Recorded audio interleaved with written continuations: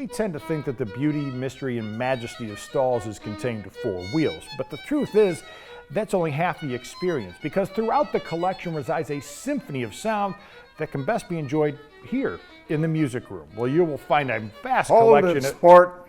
This is my territory you're in. It would be better if you just sit this one out. Well, Vern, it's good to see you again. No offense, but this is kind of my thing. Not today, punk.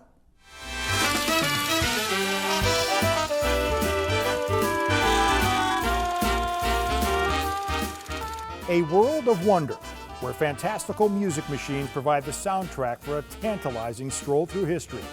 Vintage automobiles and memorabilia stimulate the senses around every chromed curve and corner. This is Inside Stahls.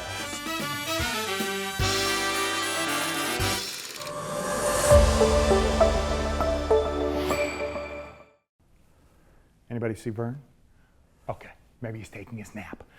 As I was saying, Stahls is much more than an automotive collection. It's also a musical wonderland filled with rare and exotic musical machines, like this Phonolist Violina. You have to believe that this is the most incredible... Why don't you just get out of the way? That's not what they told you, but that's not the way you pronounce it. Now, this is the real story.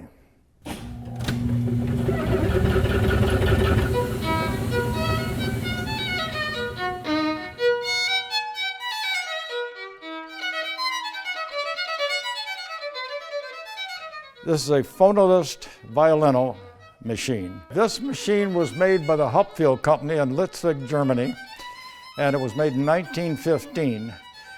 Hupfeld was the largest producer of mechanical instruments in the entire world.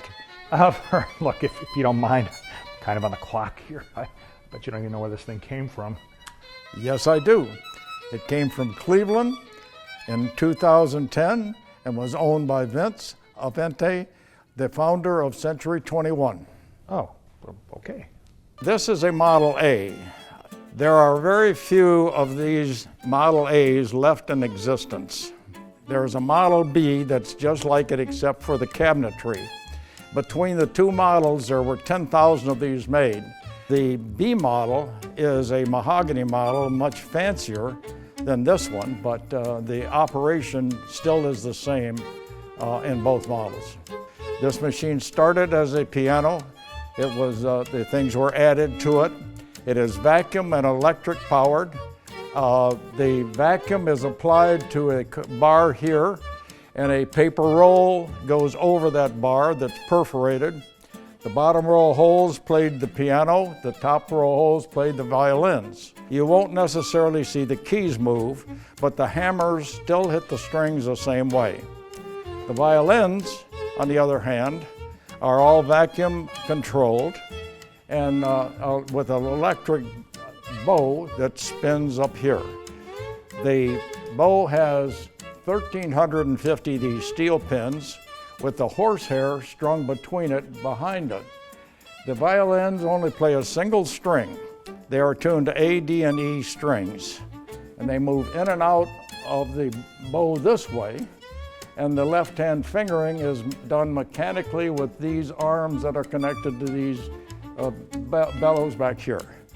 The machine is operated by pressing a button here on the machine itself, which starts the machine and starts the paper roll traveling across this vacuum bar. When the hole hits that bar, these ports that are in the back perform an operation. There is on this one song per roll, and when it gets to the end, it will automatically rewind.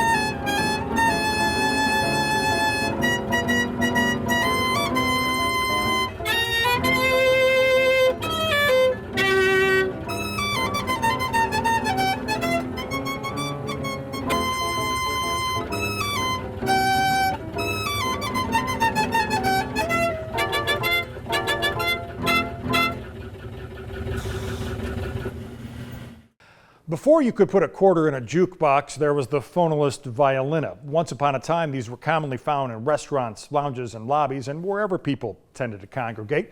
Some were operated by coins, but more often than not, the local DJ was a waiter, waitress, or other worker that fulfilled the patron's requests.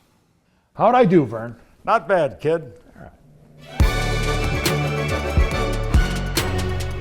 Like the engineering marvels that exist among the automobile collection, the Phonolist Violina presents a gorgeous and confounding design that was surely ahead of its time.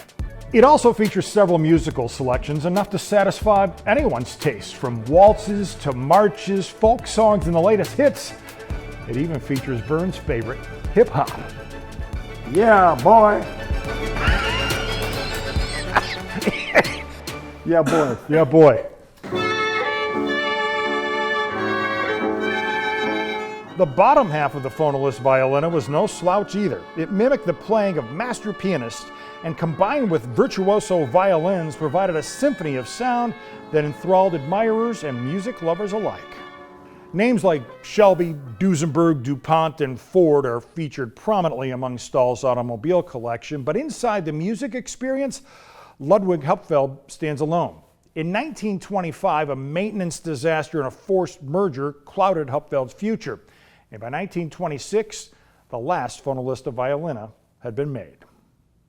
As it defied history 117 years ago, it does so today. And you're welcome to try to figure it out with a stroll and a scroll through automotive and musical history at Stahls Motors and Music Experience. You're all right, kid. Hey, Vern, you're not so bad yourself. Let's call it a day.